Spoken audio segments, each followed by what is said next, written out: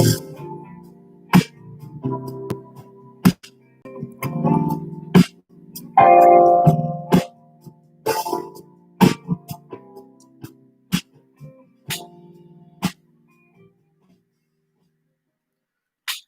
we'd like to welcome you to another class at the university where everyone will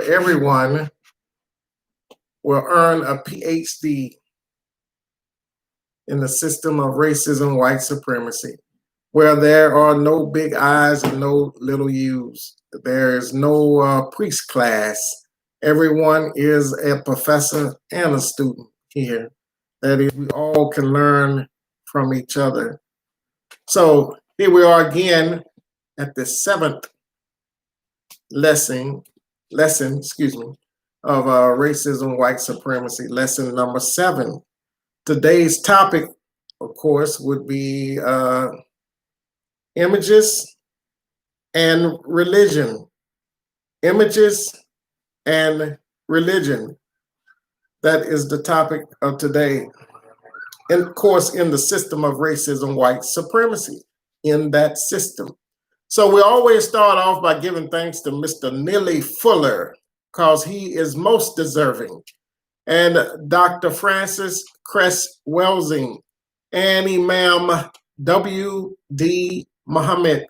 Those are our textbooks, our main textbooks. Of course, we have others, but those are our textbooks. So we want to give thanks to those people for their hard work. For Mr. Neely Fuller, he's still with us, laboring. He's still writing books. I believe I know he's in his 90s. He says he's still learning. Imam Muhammad was the same way when he was on this level of existence. He would always put himself in a position to learn and encourage other people to learn and to expand on what he was giving them at the time. He didn't say, this is it, don't say nothing else. He said, expand on what I'm giving you. You probably can go further than this. Of course, Dr. Francis Cress Welsing was the same. So, in saying all of that, we're going to start with the definition, because we know that Black people don't have the definition in their head. We know that Black people don't know what racism is and exactly how it works. We also know that they don't even know that they need the definition of racism, white supremacy in their head to function and not be confused in this society. So here's the definition. The original definition was, of course, by Mr. Neely Fuller and expanded upon by Dr. Francis Cress Welsing, lectured on by Imam W.D. Muhammad countless of times. That is, he lectured on racism, white supremacy. Most of the time, he didn't even use that language, but he was addressing that situation, or that system, I should say. And here at the university, along with all the other professors, not just me, along with all the other professors and students that participates, we came up with this definition. We took some of what Mr. Neely Fuller said, Dr. Francis Cress Welsing, and blended it together and developed our own language so we could better communicate it. And we feel like it's an easier way for people to learn. They should learn this. You probably can listen to this video once or twice. It's like 6 other videos out there. We always give the definition of racism, white supremacy. In that definition, we're going to tell you how it works, how it moves. And we're also going to give you what one of the professors and students came up with, steps towards freedom. Some people call them solutions. Mr. Neely Fuller said they were countermeasures to racism, white supremacy. Dr. Francis Cress Welsing says they're actions and Black mental health. Imam Muhammad says they were common decency. Common decency. This is the language. So here we're going to start here by giving you the definition of racism, white supremacy. Now listen closely, because in the definition, we're also going to tell you how it moves, how it actually works. It is, this definition is by the university and its professors and students. Racism, white supremacy is a worldwide system of domination for the genetic survival of those people that are classified as white.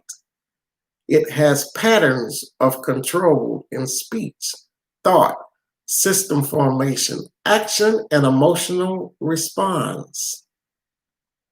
It operates in 10 areas of human activity: education, entertainment, labor, law, religion, politics, sex, war, and health, for the ultimate goal of the genetic survival of those people that are classified as white. That's the definition. The first definition, as Mr. Neely Fuller described it, he was the first to describe this racism, white supremacy, I should say, as a system. As a system. Du Bois talked about, and this is natural, what I'm about to tell you. Du Bois talked about racism, white supremacy, but he did not describe it as a system, as a complete system. And Booker T. Washington, Marcus Garvey. But as time went on, we grew. Same thing today. We should grow. This is a complete system. You do not live in a system of democracy. You don't live in a system of capitalism. Capitalism is the economic system. Democracy is supposed to be the political system. You live in one system, and it is called racism, white supremacy. What is supreme about white people? That's what I get asked a lot. What do you mean white people supreme? White supremacy or supremacy only means, under the system of racism, white supremacy, it only means the one who has the ability to kill another one with impunity. I don't know a black person that can do that to a white person. I don't know of no black person can, and we talk about law enforcement or just a vigilante.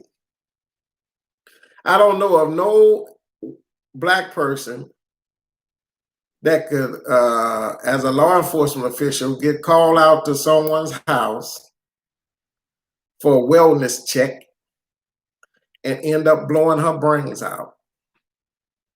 I don't know of no black law enforcement official that can enter someone's apartment and shoot them while they are sitting on the couch eating ice cream. Do you? Do any of you out there? Larry, Tony, any of you, Junior, do you know of any black people that could do that? And do it with impunity. In other words, get away with it. Getting 5 years for going in somebody's house and shooting them down like that, 5 years you probably spend too. That's doing it with impunity. But that is the system of racism, white supremacy. And it's just one word. We don't say racism and white supremacy like it's another word. It's racism, white supremacy. It's both the same, because there is no black supremacy. There is no black racism. Well, what do you mean, Ali? Racism is a power construct. Now, let me say this before I continue. There's more ways to die than just shooting a person. You can die educationally. I mentioned it in that 10 areas of human activity. You can die educationally. You can die economically. Let's just stop there. Now, I don't know of any black person that could forcibly remove white people from an area and black people come in and buy the whole area up. Now, black people can move in and white people can run out because they don't want to be around black people. But if white people want to stay, they can stay. I don't know of any group economically that could go in and buy some property and build homes that white people can't afford to stay in. And that's my point. Let's take the Heights, not Independence Heights, the Heights, where white people stay.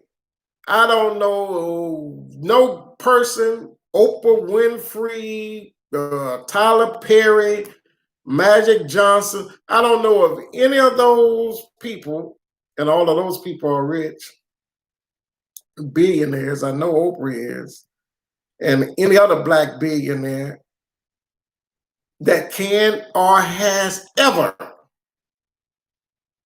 went into a place like the Heights and bought up the land, convinced the people from the Heights to sell, and you build high rises that the people from the Heights couldn't stay in.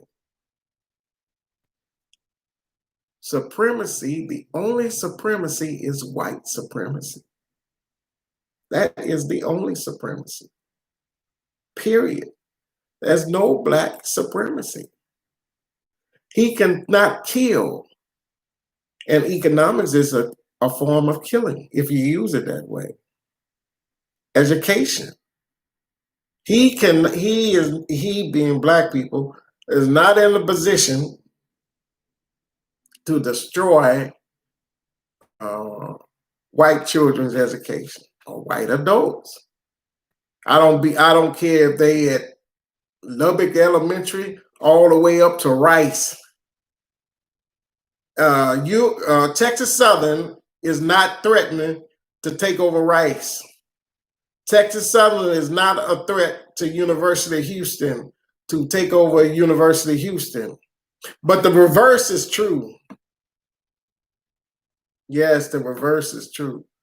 Texas Southern Law School is not in a position to go over and take over University of Houston Law School and blend them all together to make the largest law school in the state of Texas. But the reverse is true. I think you understand. I think you're getting it. Yes. So as you saw the marches that was occurring for justice, as it is put, you saw Caucasian youngsters out there and some Caucasian older people. Don't get all emotional. This is what they supposed to do. This is exactly what they supposed to do. This is what Dr. Francis Cress Welsing wrote about in 1968. Say now, if you're not racist, you being white people, go out and address the people who are. Go out and stop them. That is proof that you're not racist. You go out, just like some of them did. They went out confronting the police, confronting other Caucasians who are racist. Just like John Brown. If you're not racist, then you go out and stop those who are racist. Don't come to Black people. You go out and stop other white people. It is not Black people's responsibility to stop white people from being racist. It is white people's responsibility to stop white people from being racist. It is Black people's responsibility to take care of themselves.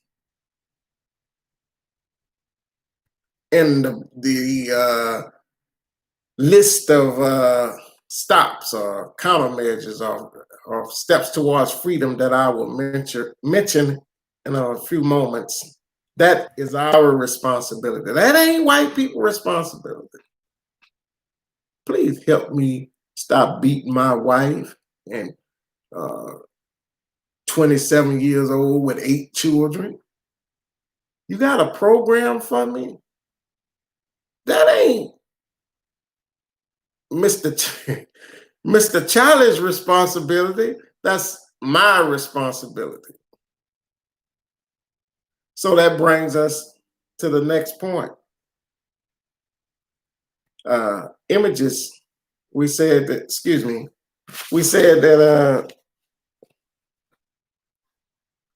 we're going to talk about briefly images and religion. Images and religion. Racism and white supremacy has patterns of control in images. Yes. They have patterns of, the system has patterns of control in images.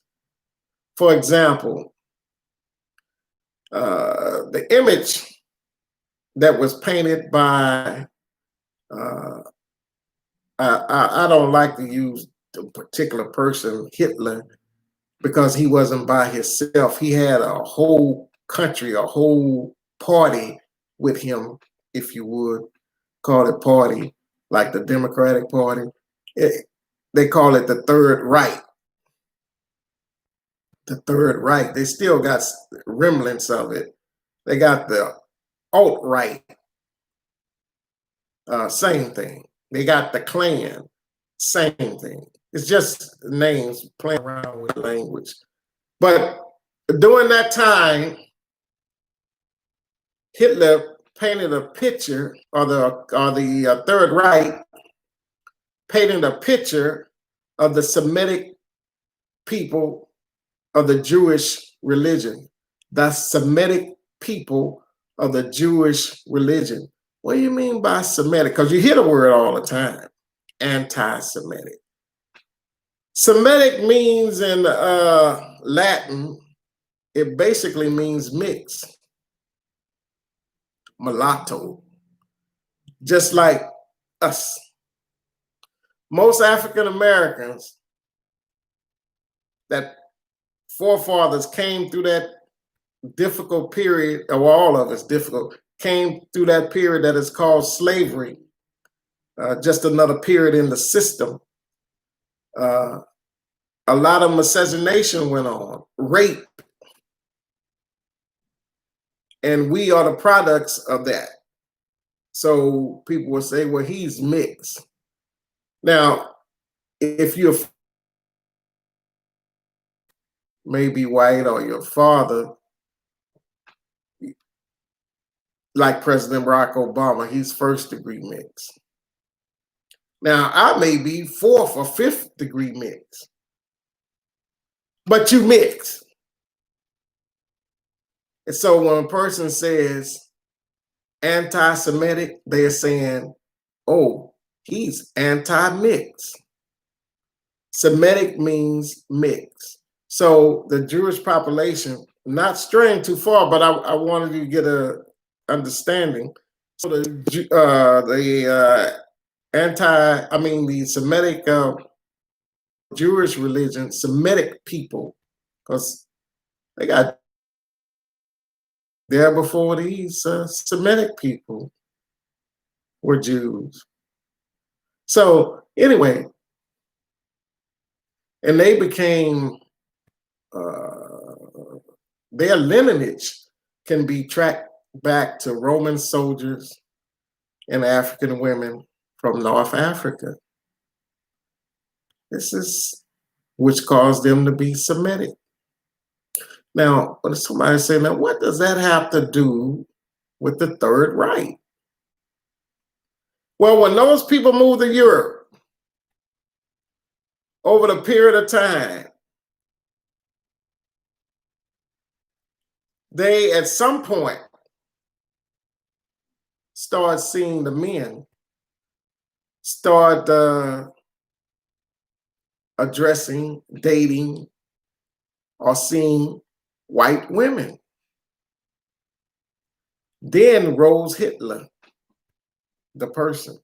Then rose the Third Reich, because he said he did not see them as white.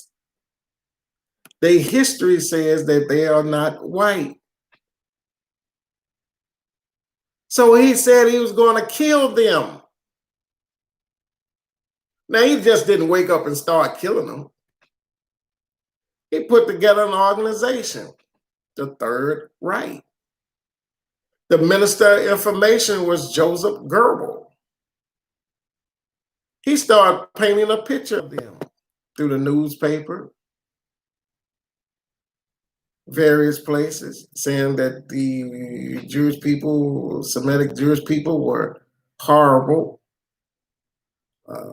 money hungry, stingy, and cheap. This was a picture that was painted of them. Now, the Jewish people lived among Germans.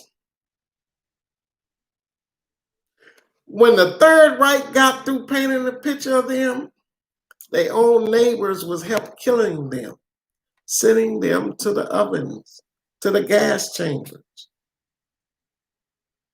This is how that is done. The same thing is done now. They paint a picture of us as being hard, and then they use us to justify it. I heard Imam Muhammad say one time, they'll say, oh yeah, leave him in slavery. Look how he act. Yeah, don't you see him on fire? You don't only need to sit him on fire, he already on fire. He ain't no good. This is Imam Muhammad was giving us an analogy how those people see us.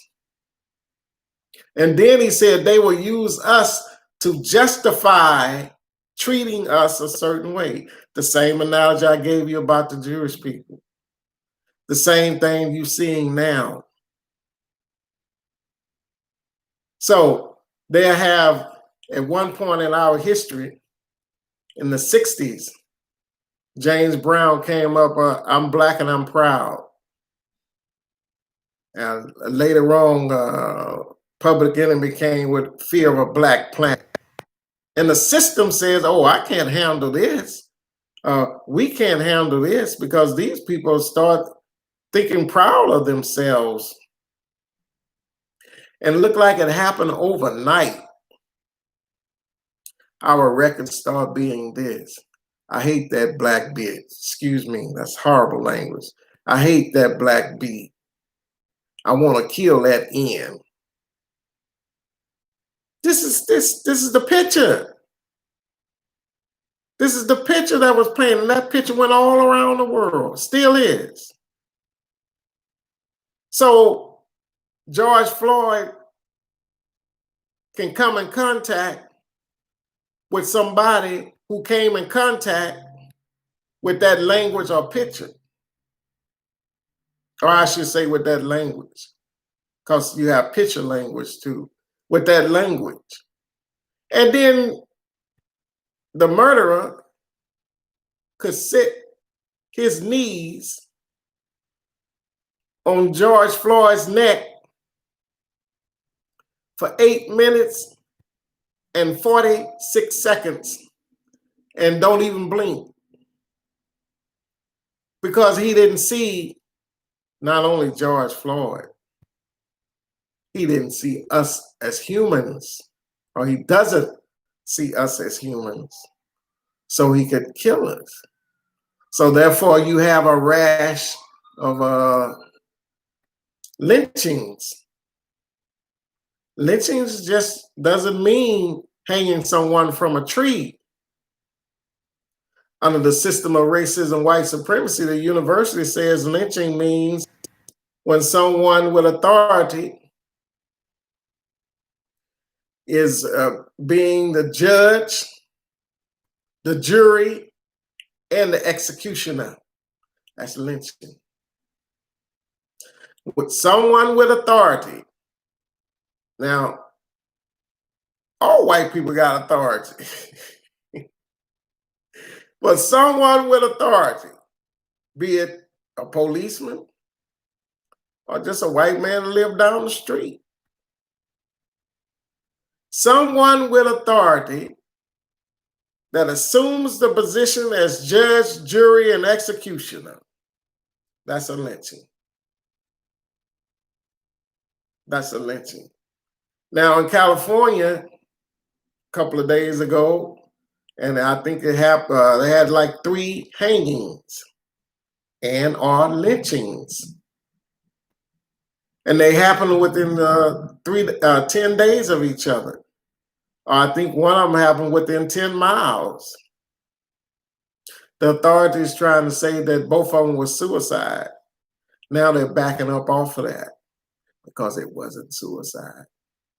Black people being hung from trees. They found one brother in the elementary schoolyard.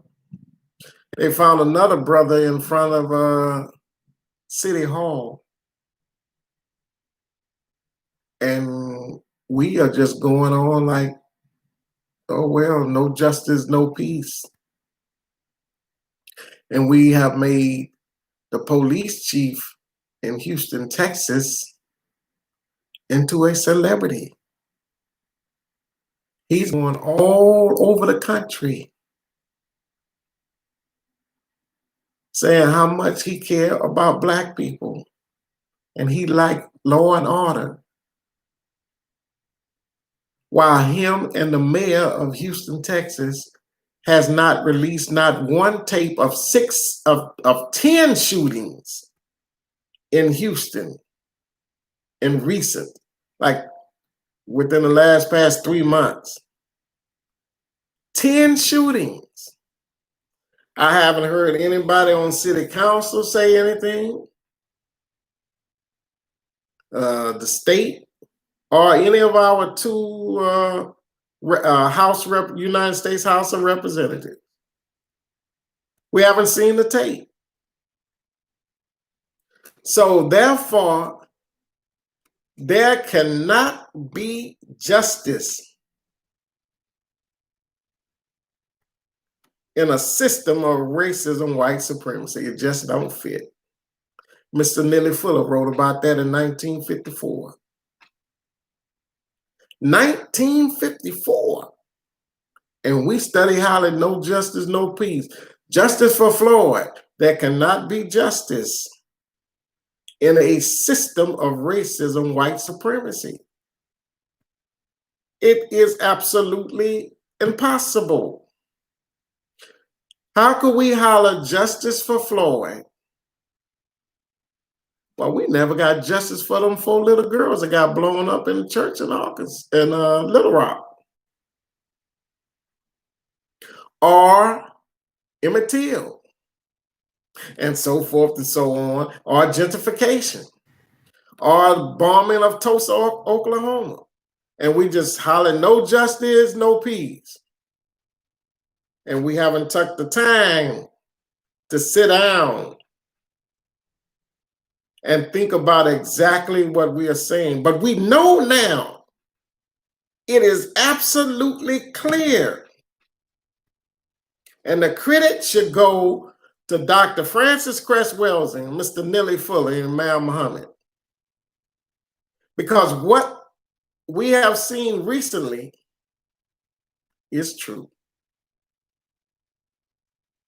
Is absolutely true.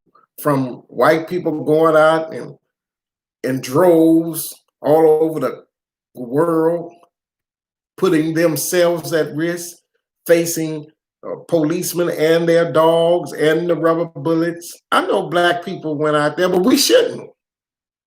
White people should go because it's white people's responsibility to stop other white people if they believe that they are not racist. See, we did that at one time, but we understand better now. So our thing is to work on ourselves and clean up our image. That's that word again. We're talking about image. We're still talking about image. And clean up our image that this system destroyed. That the system destroyed from day one. A friend of mine, Imam Abdullah Rashid, one of the smartest men I know, and Brother Rasul is on here too. I count him in there also. Those two brothers, and they don't get a chance to speak a lot. But if you speak to them one-on-one, you have visited a library and a dictionary and an encyclopedia. But anyway, Abdullah Rashid said, I was communicating with him on, some of you may have got it on WhatsApp app. He communicates like that sometime. And he told me before that black people were enslaved, because we wasn't slave, we were enslaved. We wasn't slave back home. We were enslaved when we were brought here by force. So we came here before 1619, although they keep saying 1619. Some say around 1555, long before 1619. And Abdullah Rashid has been saying that, man, I don't know how many years he's been saying that. And it's true. We have to clean up our image, understand history, because the system has destroyed that. And the reason why they destroyed that is to ensure their own genetic survival. If we destroy an image of a group of people, you and mostly males, destroy an image of the males of that group, then you will kill the males of that group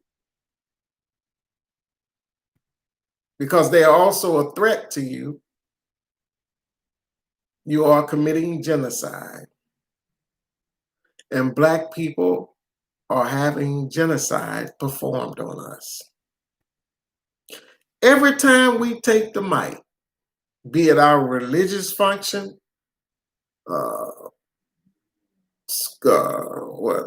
family reunion, we ought to say something like that. We ought to address it, even if it's for 2 minutes, because they are performing genocide on us. And if you don't think you can be genocided as a group, just ask the Native American or the native people of this country. Where are they now? We can't find them. You only see the remnants. And the remnants are alcoholics, drug addicts, unemployed men, so forth and so on. That could be our appetite too. So how do we clean up our image? These are some steps towards freedom, cleaning up your image. These steps I'm about to give you. And Mr. Neely Fuller wrote about these in 1954. Most of them come from him. Most of them you already knew. Your father, your mother, your grandparents told you. But here are the steps towards freedom. Oh, let me say, well, okay, we'll start. Stop using and selling drugs. Stop smoke. That includes cigarettes and alcohol and all the other drugs. Stop fighting each other. Stop arguing with each other. Stop killing each other. These are some stops Mr. Neely Fuller said. Stop killing each other. Stop stealing from one another. Stop snitching on each other. Now, we're going to have to stop there because we got to explain what snitching is. These are ways we can clean up our image. We said that the topic is image and religion. Don't say he keeps saying the same thing. The Holy Quran, Allah says the same thing in the Holy Quran, and I believe in the Bible also. But you are learning. Stop snitching. What is snitching?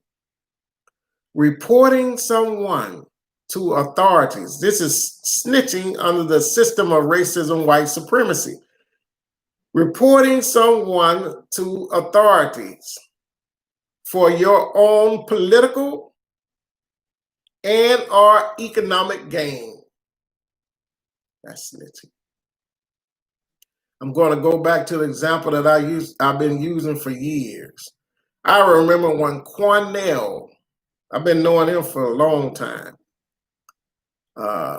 community leaders, grassroots community leaders got together and they held a trial on him because some people were saying that he was scheming on them. I don't know nothing about. I don't know. And when I've been with him, I've never seen him scheme. But nevertheless, the board of grassroots community leaders got together. Now, some of them were sincere probably about 3. I forgot the total number that was there. I refused to go.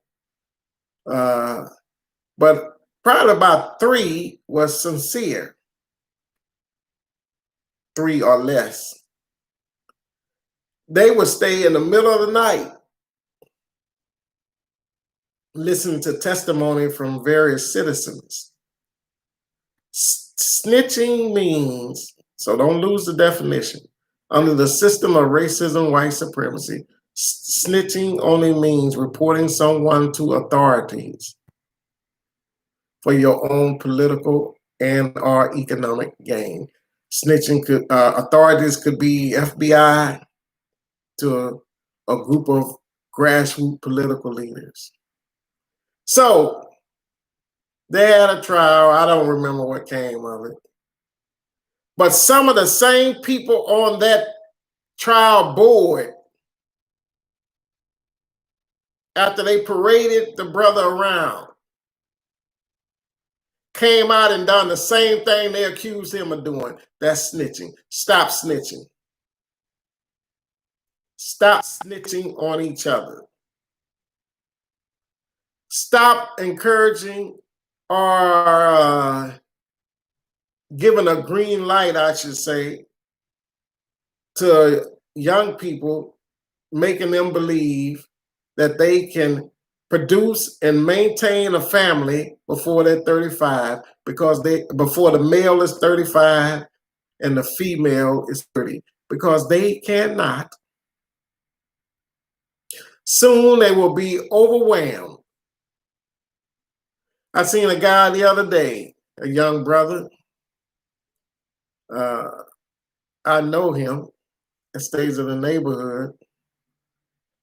At 19 years old and have 2 children. His mother is younger than me, and she's a grandmother. I think she's about 10 years younger than me, and she's a grandmother. Because someone has told him that he can produce children and maintain them, and he cannot, because he's finna catch the bus with a backpack on his back made for a baby going to work at Whataburgers? Cannot. And we should not act like, well, you can't throw the baby away once it's here. But we shouldn't be throwing no parties. For example, if Ali gets 15 and he produces a baby, we ain't gonna throw him no party and put him all on Facebook, tell him how good that is. That ain't good. Because he ain't gonna be able to take care of no baby or no wife. See, these are those stops that I gave you are steps towards freedom, was something your grandmother gave you. Keep your legs down. Don't be messing with those mannish girls, boy. So we've been knowing about that. I addressed what's the brother name? I think it's Raynard Brooks, who was slightly inebriated. So I put on a post, this is why we shouldn't drink at all. At all. Don't drink at all because the harm is greater than the benefit. We wash our hands with alcohol now.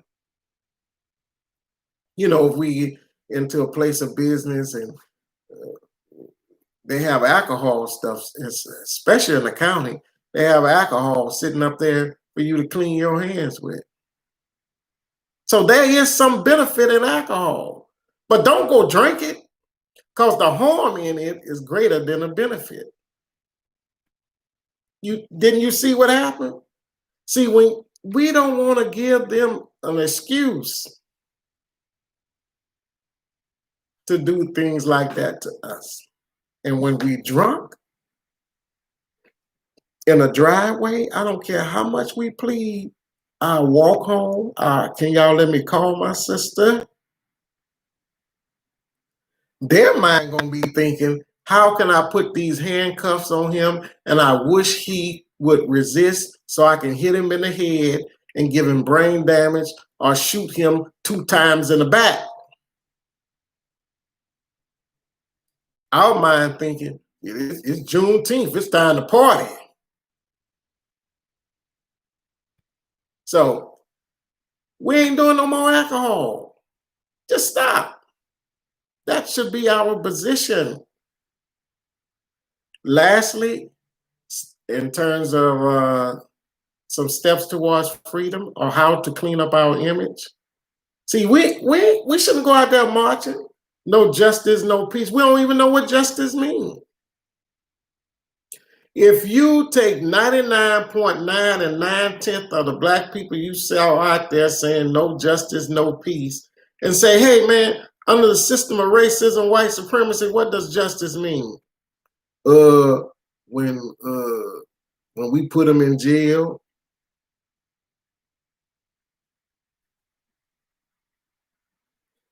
and those the leaders. Those not the foot soldiers. I'm talking about the leaders.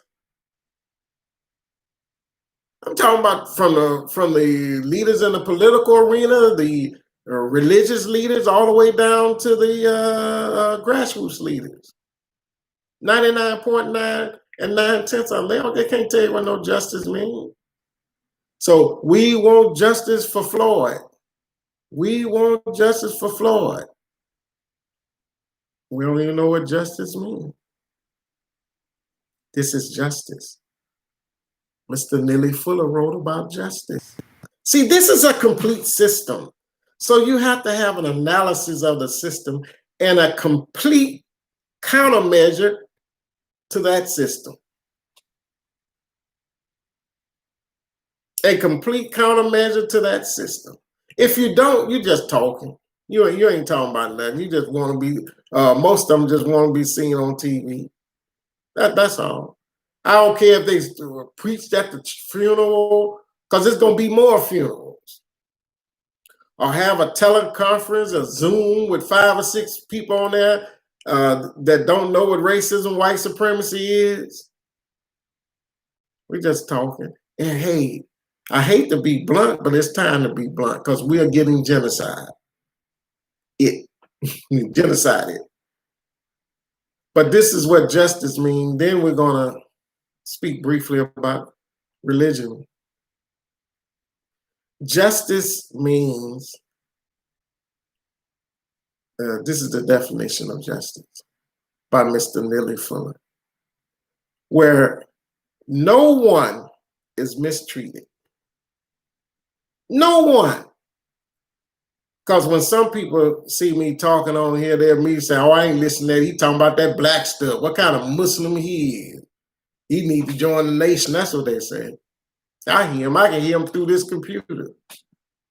What kind of Muslim that is? He ain't with our community. Justice means where no one, white, black, whatever, is mistreated. Where no one is mistreated. And those who need the most help will get the most help. That's justice. If you ain't talking like that, you don't know what you're talking about. You talking about something you don't know shit about. That's justice. Where no one is mistreated. And those who need the most help will get the most help. I heard Imam W.D. Muhammad say this is why we have 3 main textbooks.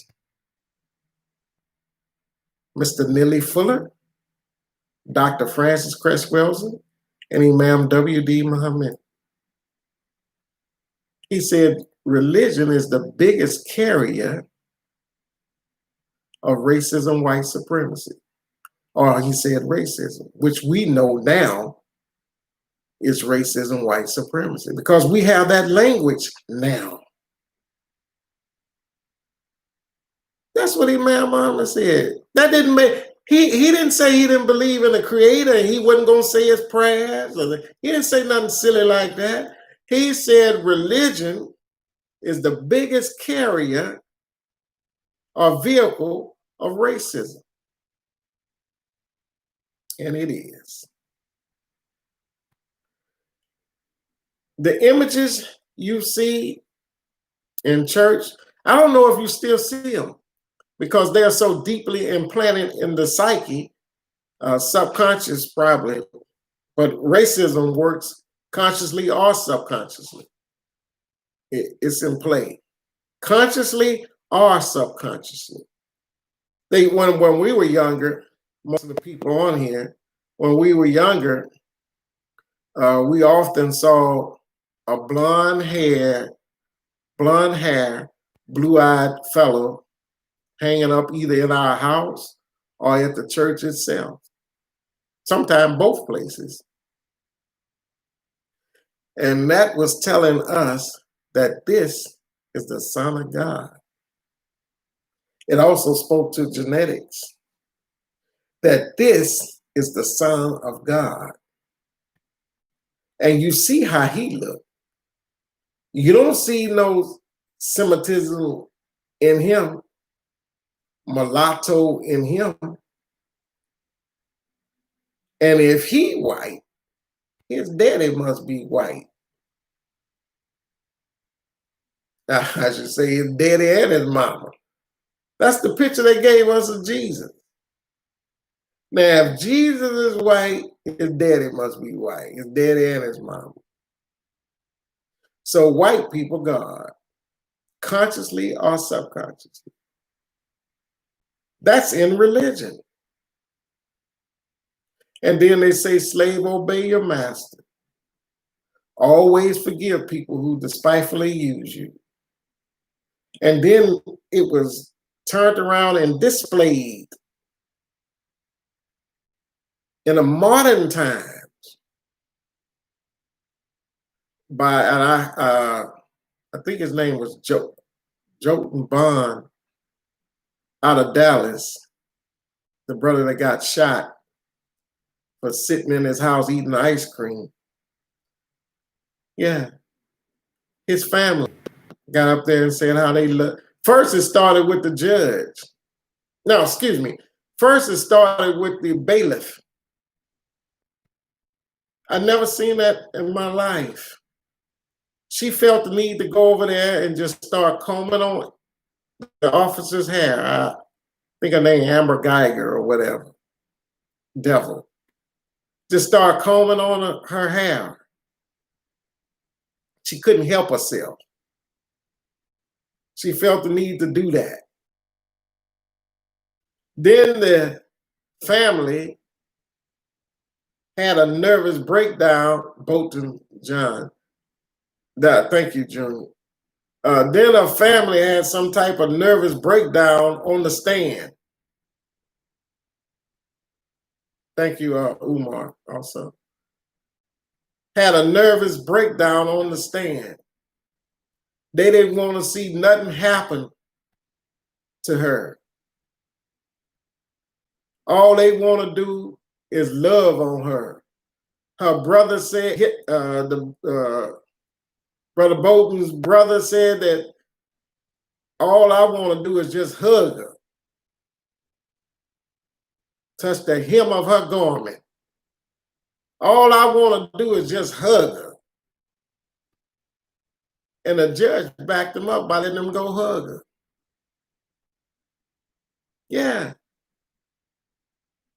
Then the father get up there laughing and grinning for some reason, but we know the reason: racism, white supremacy. This is what racism, white supremacy will do to the mind. Because it has been in play, as Abdullah Rashid told us, since 1555. And before that, since 1492. That's how long this has been in play. So the daddy said he want to take her to lunch one day and just sit with her. Now that lady just got through murdering your son and then got up there and lied on stage. I know most of you don't understand. I know most of you don't remember. But Geiger is like 5'4". Bolton's over 6 feet tall. She said he was standing up and it startled her, and she shot him. The autopsy said the bullet entered the top of his head. Now, how is that possible? She's 5'4". He's over 6 feet tall. The bullet was entered at the top of his head. The only way that is possible is that she shot him while he was sitting, eating that ice cream. And the family responds, and the law enforcement official in the courtroom responds, was to give her mercy and comb her hair. Now here's the judge. This is religion, or misunderstanding thereof. She had to give the lady a Bible. Is no, as big as Dallas or Fort Worth or wherever, they have Bibles there at the county jail. She ain't gonna bring that Bible to the county jail. They have Bibles there, and the judge know that just as well as I know it. Why did she? Yeah, Umar's right on what is this, YouTube? Yeah, she did think that, she said she thought he was in her house. But the point is that she shot him at the top of the head. Then the judge, we speeding it up because we finna bring it to a close. The judge said that she, I think the judge hugged her too and wanted to give her a Bible. And she thought that was her religious right. I bet she ain't hugged no black person like that and gave them no Bible after they shot somebody. That's not the first homicide case she's seen or manslaughter case. But when you've been under oppression since 1555 or 1492 when Columbus circumnavigated the globe, you would do that. Especially when you don't understand what's going on. So as we bring it to a close, brothers and sisters, we're asking you to continue to study, to continue to learn. Don't be deceived. Don't fall in love with people because they get on one knee and say, I ain't gonna shoot you. They ain't supposed to shoot you. And they appear to be human. They're supposed to look like they're human. At the same time, the mayor and the Hollywood police chief hasn't released any tapes. And tapes just don't get released in Houston under Mayor Turner and whatever this police chief name is. So keep up the good work, brothers and sisters. We're going to go out. And happy Juneteenth. Go ahead. Happy Juneteenth. And we want to say thanks to Darryl Jackson, the great producer, hardworking young man. Keep up the good work and keep supporting each other every chance you get. Imam Muhammad says, practice random acts of kindness. Thank you very much. Keep up the good work, brothers and sisters. We'll see you next week.